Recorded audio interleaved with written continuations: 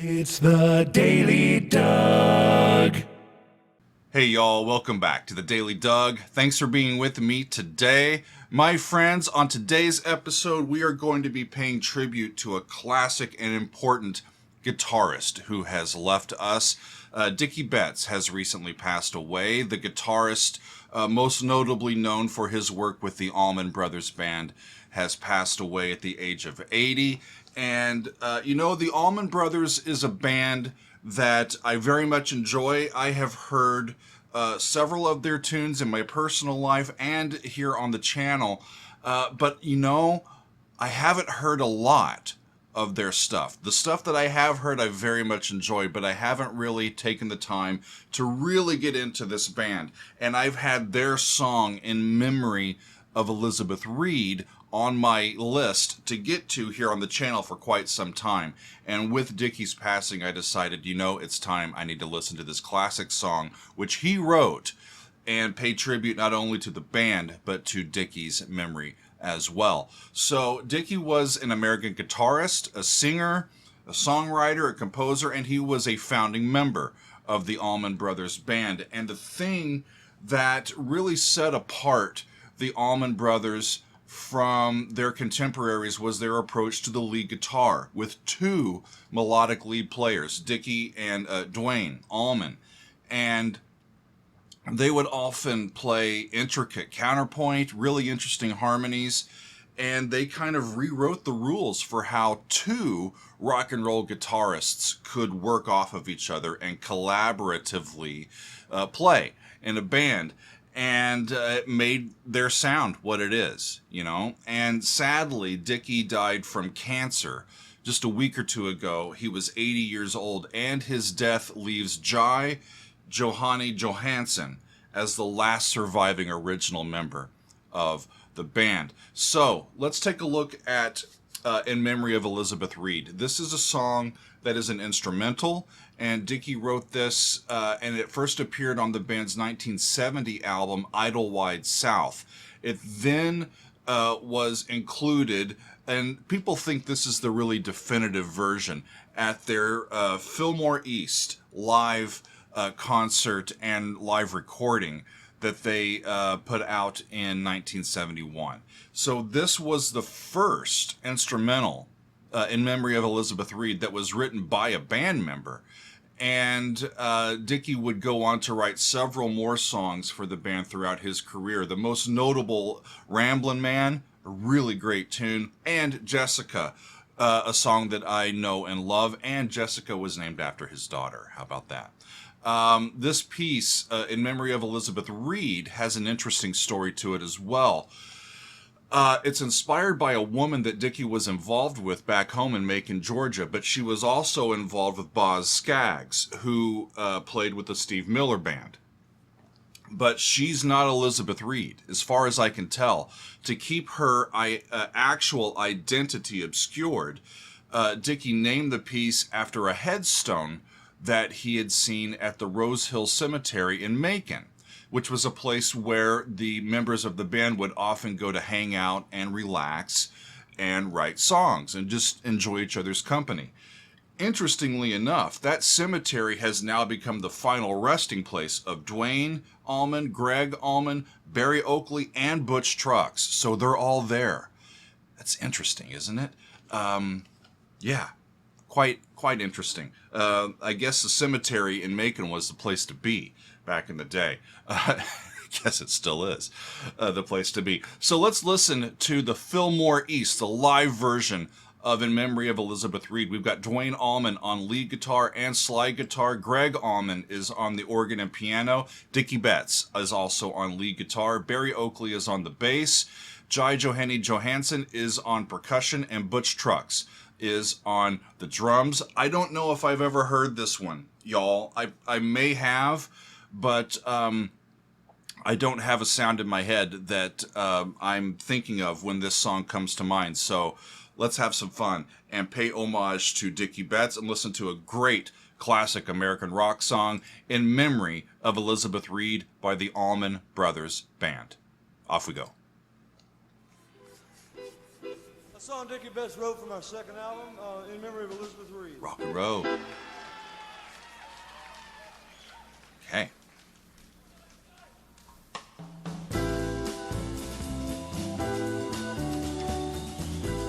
that's jazzy. That's a ninth of that chord. Yeah, it's an A minor 9 chord. Cool.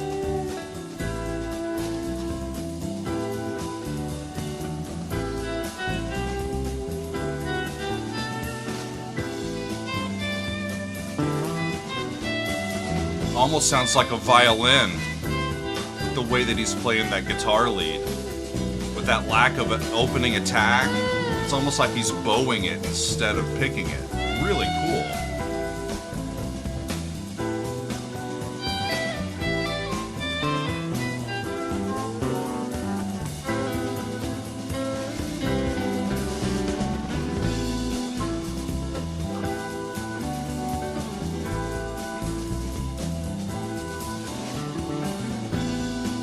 They keep going back to that same melodic B over the top of that A minor chord. Okay.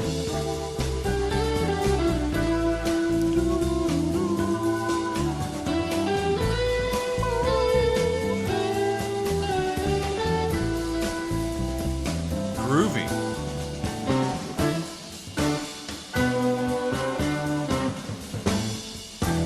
That's a 5-1. Let's see if we can figure this out any.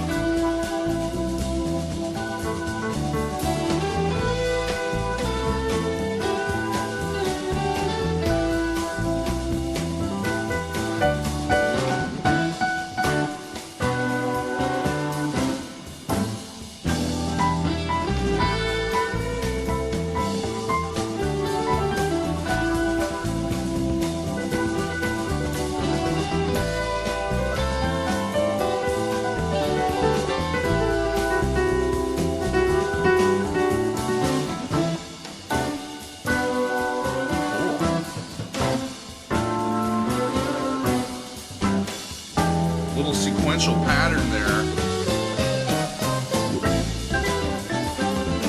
Woo! New groove. Into my shaker.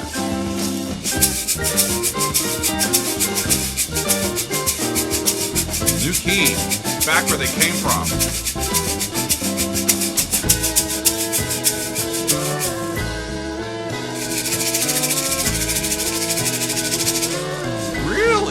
Interesting.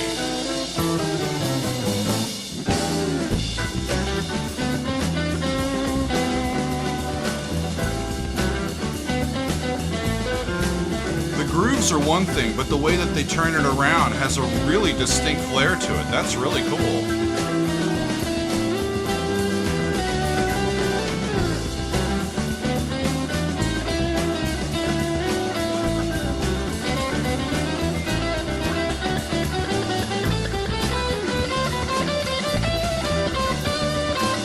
I'm not sure if that's Dicky or Dwayne doing a solo.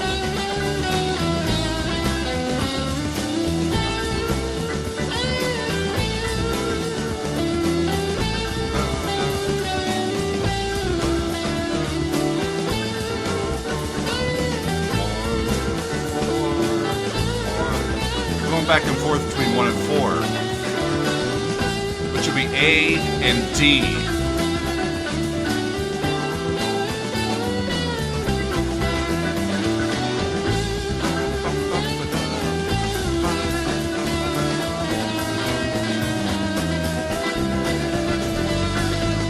And I think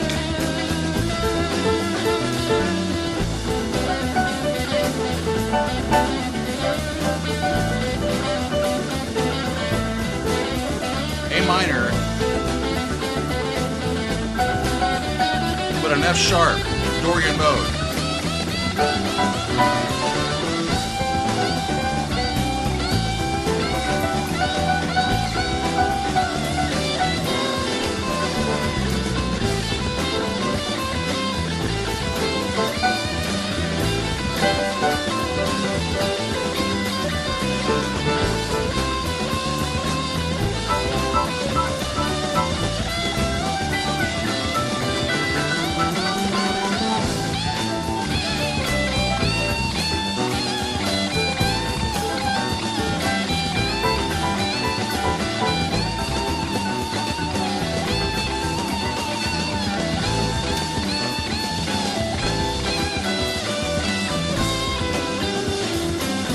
much fun to get to play along a little bit.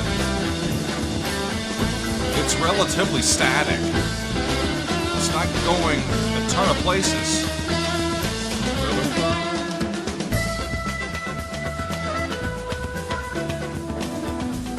Okay, Greg's turn on the organ.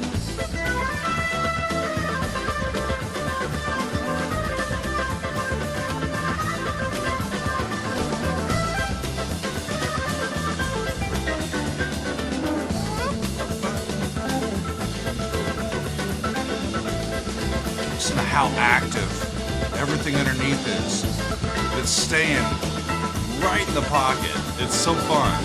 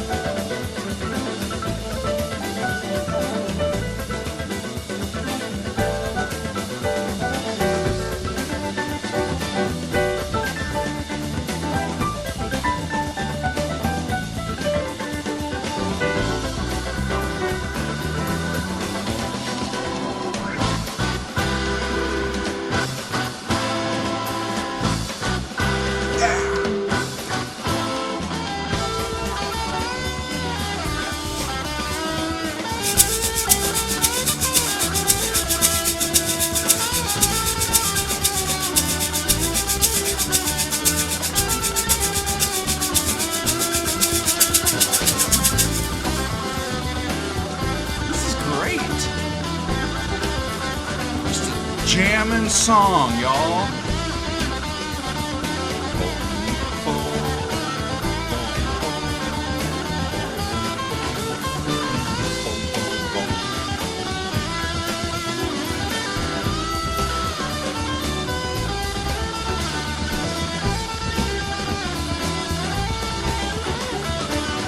This does sound like a different guitar player than before, so we're either hearing Dicky now or we heard him before.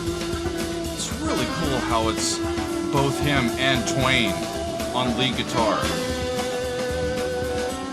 and how they can coexist as well as they do, you know, in these songs.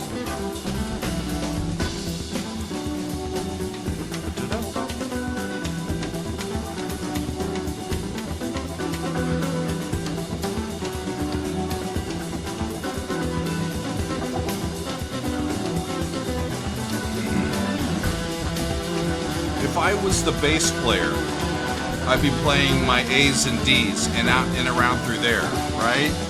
A, B, A, D. But if I'm a keyboard player, I'm playing in the extensions. It's almost B minor, while you're then A down here.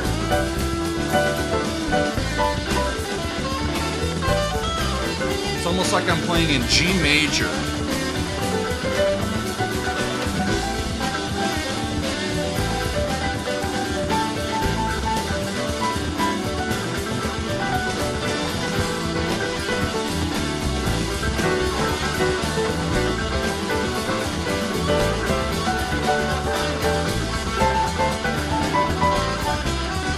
Right? So you play in a different scale.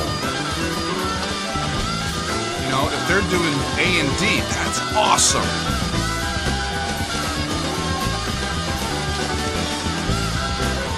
I'll come back to that.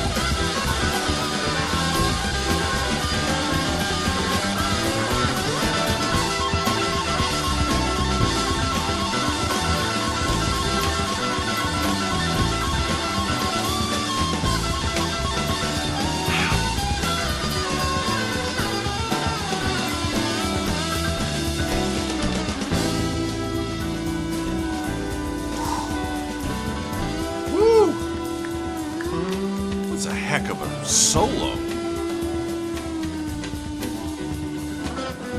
But as the keyboard player, I'm playing in a slightly different scale. I wasn't playing an A minor scale.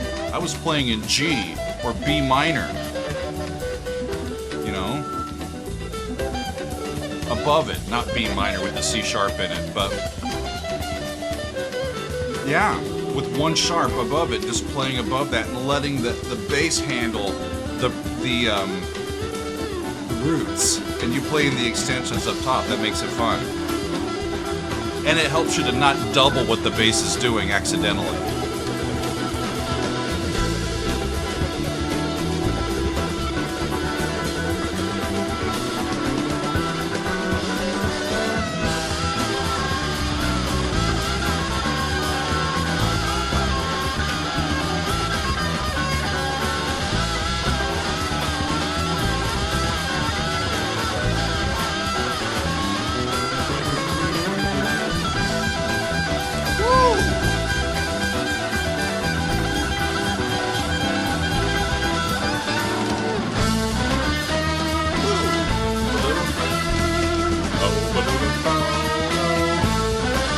That's cool.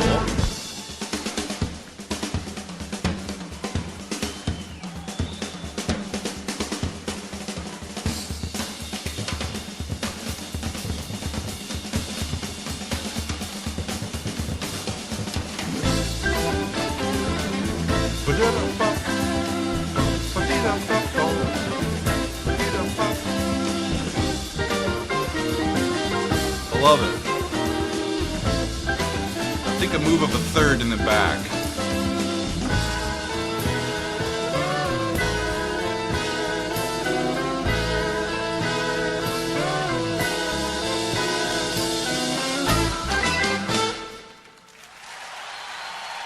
You know, I don't think I'd ever heard that. I really don't. There were yeah, thank you, Dicky. There were parts of that reminded me of Jessica with the double lead riff on the guitar.